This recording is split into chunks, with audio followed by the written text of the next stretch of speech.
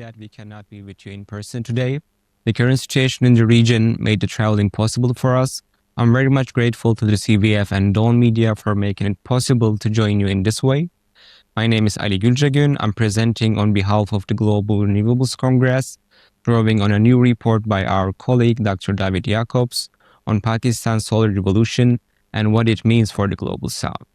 You are exactly the people this report was written for. I hope it is worth your time. Let me start with something that I think many of you already sense, but the official data has not yet fully captured. Pakistan's official electricity registry shows around 130,000 net metered solar installation, roughly 1.5 gigawatts. That looks manageable. The actual reality is entirely different. Over the past 4 years, Pakistan has imported solar panels from China equivalent to almost its entire power generation fleet, an estimated 17 gigawatts, with 4 to 5 million systems installed. The vast majority are unregistered and invisible to planners. This is not a criticism of any institution or individual. This happened faster than any regulatory system was designed to track. But it means Pakistan's energy planning has been working with the wrong numbers, and that is where we need to start.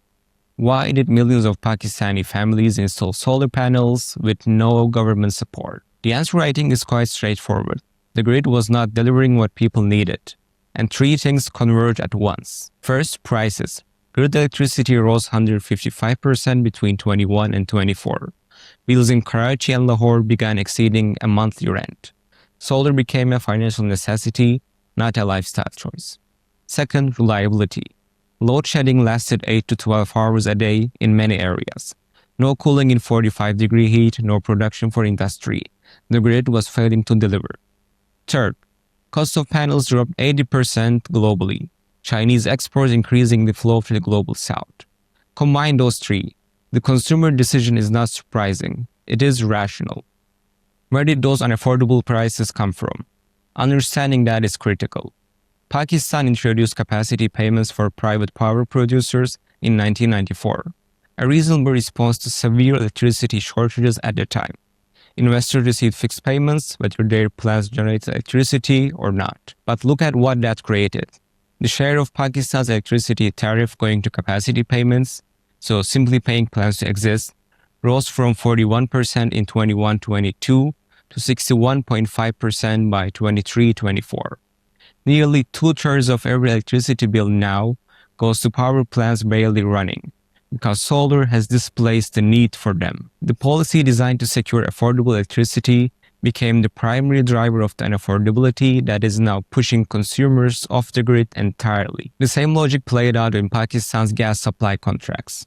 Long-term take-or-pay LNG agreements required payment for fixed volumes, used or not.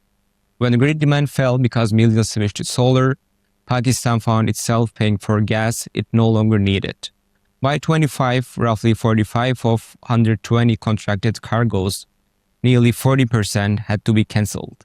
The estimated cost from stranded LNG obligations alone, $378 million per year. These are not abstract figures. This is the money that could have gone toward grid modernization, education, or health. Instead, it is the fiscal consequence of the contracts signed before the distributed solar revolution that changed the demand picture. It is a warning for every country in this region still signing long-term fossil fuel agreements. For the policymakers in this room, this slide is the most technically important. Pakistan's planning system tracked what official data showed. Registered plants, net metered solar, official imports, historical grid consumption. That is the left side of the slide. What is missed on the right side was 4 to 5 million unregistered installations, over 15 gigawatts of behind-the-meter capacity, rising panel imports never cross-referenced with deployment data, and grid demand quietly falling as consumers self-generated. Pakistan has no mandatory DG registry, no systematic satellite tracking, no import deployment, no cross-referencing. These are not exotic tools. They exist, and without them, accurate national and implementable without large budget allocations. We will come to them very shortly. Everything I have described leads to one conclusion, and I want to state it directly. For most of electricity history, consumers were captive. No alternative to the grid. Whatever it cost, whatever quality it delivered, the consumers had no choice. That era is now over. In Pakistan and across the global south, consumers now have an alternative. The diagram on the screen shows the shift from captive customers fed by a centralized system to customers who choose between decentralized supply and the grid. The grid remains essential for nights, for winter, for heavy industry, but it now has to earn its customers. Restrictive policies will not reverse this. They will only push more installations off the books.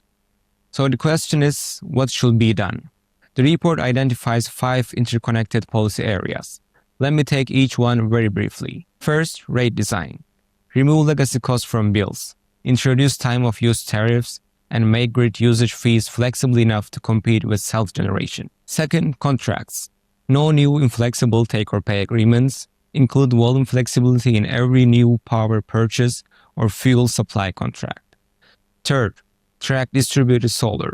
A mandatory digital registry combined with satellite mapping and import data cross-referencing. Fourth, system planning. Explicitly model distributed solar rollout. Shift from the base load plans to flexible, fast response peaking capacity. Fifth, grid financing. Cover part of grid costs through public budget, not tariff surcharges that push more consumers off the grid. 4 immediate priorities, and I frame these not as external prescriptions, but as recommendations drawn from Pakistan's own experience. 1. Accelerate IPP and LNG contract restructuring. Legacy costs of the electricity bill. Not about penalizing the investors. It's about aligning contracts with current market reality. 2. Launch the National DG Registry. Digital, simple, mandatory. You cannot plan a system that you cannot see. 3. Introduce time-of-use tariffs, make the grid competitive at the hours solar cannot cover. Evenings, winter, industry peak demand. 4. Treat grid as public infrastructure. Redirect development bank support from generation, where private capital now flows freely, toward transmission and distribution, where it does not. Restrictive policies will not stop Pakistan's solar revolution. They will only make it more chaotic and more costly. Pakistan has something rare, a real-time view of what happens when distributed solar scales faster than the system is ready for. That experience is valuable knowledge for Pakistan and for the rest of the global south. The question is whether policy planning and investment can adapt fast enough to turn that growth into an asset. I believe this beautiful country has the expertise and the will to do exactly that. Thank you very much for your attention.